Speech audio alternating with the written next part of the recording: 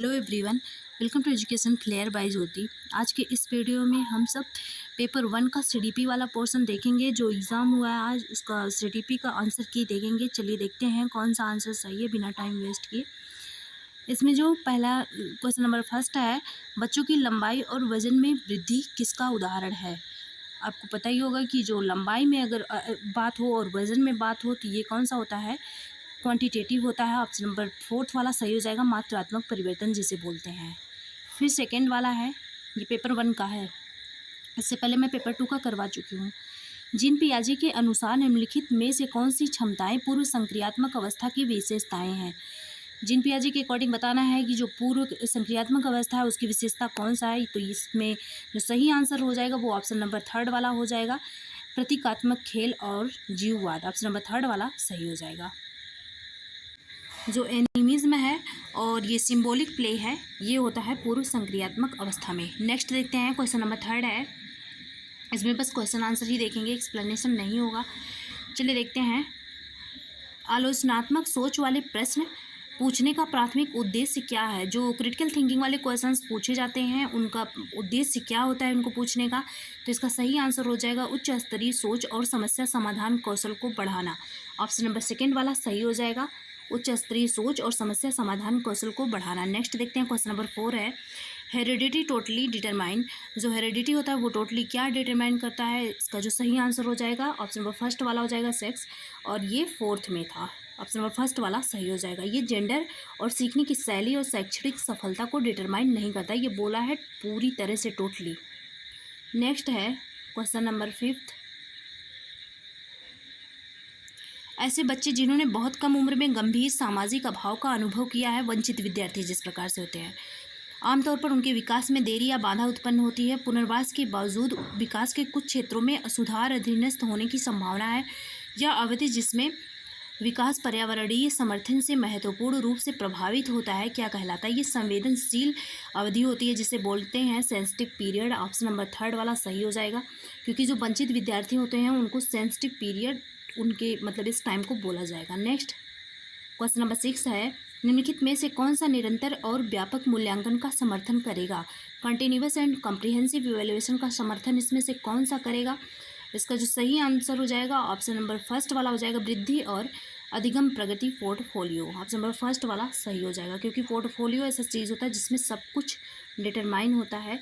Option number first वाला सही हो जाएगा। नेक्स्ट है क्वेश्चन नंबर 7 है। निम्नलिखित में से कौन सा ये तो हो चुका है, 7 वाला देखते हैं।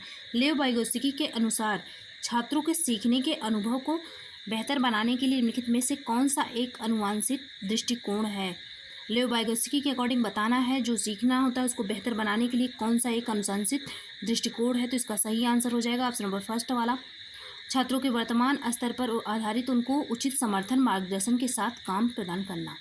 बिल्कुल ऑप्शन नंबर फर्स्ट वाला सही हो जाएगा। इसको आप टैग वर्ड से भी कर सकते थे। देखिए नेक्स्ट है क्वेश्चन नंबर 8 है। शिक्षार्थी अधिगम प्रक्रिया में व्यस्त और सक्रिय रूप से शामिल महसूस करते हैं जब क्या किया जाएगा। उन्हें एक्टिविटीज़ उनके संदर्भ में होगी। ऑप्शन नंबर फोर्थ वाला सही हो जाएगा, गतिविधियां उनके संदर्भ से संबंधित होती हैं। नेक्स्ट है क्वेश्चन नंबर 9 देखते हैं।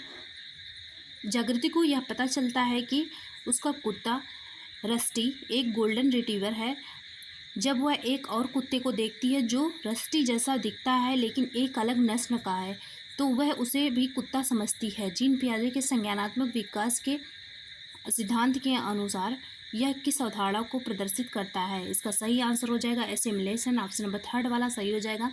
मैं जो मास्टर वीडियो बनाई थी अभी तक जितने क्वेश्चन हैं सारे टॉपिक में क्लियर करवाई थी, उसमें केवल 1 घंटे 14 मिनट का वीडियो था, लेकिन कोई भी टॉपिक इस अभी तक बाहर नहीं हुआ उससे। ये मैं जीन पियाजे का जो एक एक वर्ड था ना वो सब कुछ बताई थी, समायोजन है, अनुकूलन है, एडॉप्टेशन वगैरह सब कुछ। ऑप्शन नंबर थर्ड वाला सही हो जाएगा, समायोजन। नेक्स्ट है प्रतिभाशाली बच्चों के संदर्भ में निम्नलिखित में से कौन सा सही है। जो गिफ्टेड चिल्ड्रन होते हैं इनके बारे में क्या सही है। इसका सही आंसर हो जाएगा ऑप्शन नंबर फर्स्ट वाला, प्रतिभाशाली बच्चे निश्चित रूप से शैक्षणिक, सामाजिक और भावात्मक सभी क्षेत्रों में उत्कृष्टता प्राप्त करते हैं। ऑप्शन नंबर फर्स्ट वाला सही हो जाएगा। नेक्स्ट देखते हैं क्वेश्चन नंबर 12 वाला है। शिक्षकों को बच्चों के साथ काम करते समय लगातार अपने स्वयं के दृष्टिकोण और पूर्वाग्रहों की जांच करनी चाहिए। समस्या समाधान की प्रक्रिया कार्यात्मक स्थिरता से बाधित होती है।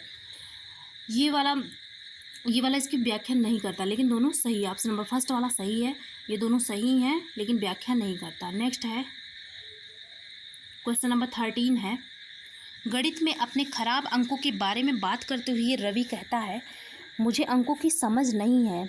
रवि अपने प्रदर्शन का कारण किसको ठहरा रहा है? ये बिल्कुल प्रीवियस ईयर पे बेस्ड है। मैं एक दिन प्रीवियस ईयर करवा रही थी जिसमें ऐसे ही क्वेश्चन था, तो उसमें जो आंसर था वो भी यही था, योग्यता का अभाव। ऑप्शन नंबर थर्ड वाला सही है, योग्यता का अभाव। वो खुद को कह रहा है कि वो उतनी योग्य नहीं है।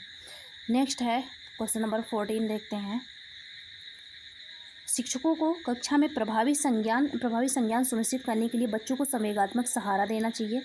फिर संवेग एवं संज्ञान एक दूसरे से जटिल रूप से संबंधित होते हैं। संवेग एवं संज्ञान, ऑप्शन नंबर फोर्थ वाला सही हो जाएगा। ये दोनों सही है और व्याख्या भी कर रहा है। नेक्स्ट है,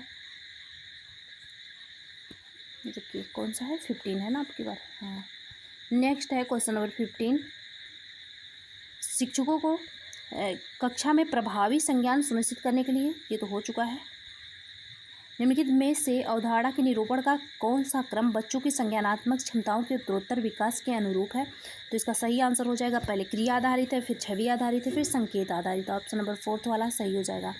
फिर विभिन्न जेंडर के व्यवहार के बारे में पूर्वकल्पित सामान्यीकरण क्या कहलाते हैं? ये जेंडर स्टीरियोटाइप कहलाता है। ऑप्शन नंबर फोर्थ वाला सही हो जाएगा। जो पूर्व कल्पित जो है सामान्यीकरण होता है, जनरलाइजेशन होता है, ये क्या कहलाएगा? जेंडर रूढ़िवादिता। नेक्स्ट है, विविध सांस्कृतिक पृष्ठभूमि से छात्रों की ज़रूरतों को पूरा करने के लिए एक कक्षा शिक्षक को सांस्कृतिक रूप से उत्तरदायी होना चाहिए। बिल्कुल सही है। फिर है कक्षा में क्षमता, देखो केवल से आप गलत लगा सकते थे। ऑप्शन में सेकंड वाला सही हो जाएगा, ए सही है किंतु आर गलत है। नेक्स्ट, हार्वर्ड गार्डनर की दी गई बुद्धि की अवधारणा का निहितार्थ है कि अलग अलग आयामों से लोगों की अलग अलग योग्यताएं होती हैं। ऑप्शन नंबर फर्स्ट वाला सही हो जाएगा, क्योंकि हार्वर्ड गार्डनर ने ही बुद्धि का बहुआयामी सिद्धांत दिया, जिसमें डाइवर्सिटी वाली चीज़ें बहुत है, वैरायटी वाली। नेक्स्ट है, दोहराव बारंबार किए जाने वाला व्यवहार किसकी विशिष्ट पहचान है? ये स्वैलीन क्रम का है। ऑप्शन नंबर फोर्थ वाला सही हो जाएगा, ऑटिज्म जिसे बोलते हैं। नेक्स्ट है क्वेश्चन नंबर 20 है, सामाजिक रचनावादियों के अनुसार अधिगम की प्रक्रिया के बारे में निम्नलिखित में से कौन सा कथन सही है? तो अधिगम क्या है? अर्थ निर्माण की एक सामाजिक प्रक्रिया है। ऑप्शन नंबर थर्ड वाला सही हो जाएगा। नेक्स्ट है क्वेश्चन नंबर 21 है, निम्नलिखित में से कौन सा कथन प्रगतिशील कक्षा में शिक्षक की भूमिका का सबसे अच्छा वर्णन करता है? प्रोग्रेसिव जो क्लासरूम होता है, मैं ऐसे हेडिंग डाली थी, उसके बारे में सब कुछ बताई थी। उसमें बोली थी आपको कि जो शिक्षक होता है वो फैसिलिटेटर के रूप में काम करेगा। ऑप्शन नंबर फर्स्ट वाला सही हो जाएगा। नेक्स्ट है, निम्नलिखित में से कौन सा एक अच्छी तरह से तैयार किए गए आलोचनात्मक सोच वाले प्रश्न की विशेषता नहीं है?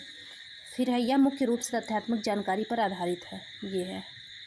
नेक्स्ट, एक समावेशी कक्षा में क्या होता है? सभी बच्चों की कक्षा की गतिविधियां तक पहुंच है और वे कक्षा की क्रिया में शामिल हैं।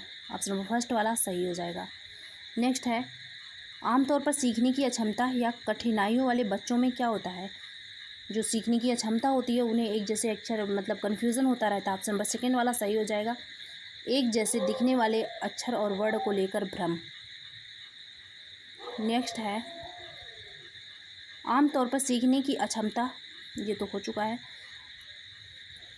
जबकि कुछ बच्चे 12 महीने की उम्र में बड़बड़ाना और 2 शब्दों का वाक्य बोलना शुरू कर देते हैं, अन्य 20 महीने की उम्र तक ऐसा नहीं करते।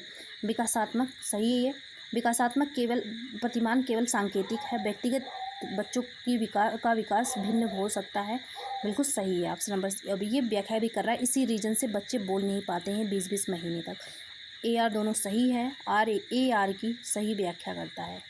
नेक्स्ट है क्वेश्चन नंबर 27 है, कक्षा 5वीं के बच्चों को तैरने और डूबने की अवधारणा को पढ़ाने के लिए संरचनावाद में दृढ़ विश्वास रखने वाले शिक्षकों द्वारा कौन सा शैक्षणिक दृष्टिकोण अपनाया जाएगा? निर्देशित खोज। ऑप्शन नंबर थर्ड वाला सही हो जाएगा, गाइडेड डिस्कवरी। नेक्स्ट है, हेंज की दुविधा को पेश किए जाने पर अरुणिमा तर्क देती है, कानून इन परिस्थितियों के लिए स्थापित नहीं किया गया था। इस स्थिति में दवा लेना वास्तव में सही नहीं है, लेकिन यह उचित है। ये PYQ पे बेस्ड है ये क्वेश्चन। लॉरेंस कोहलबर्ग के अनुसार अरुणिमा नैतिक विकास की कौन सी अवस्था में है?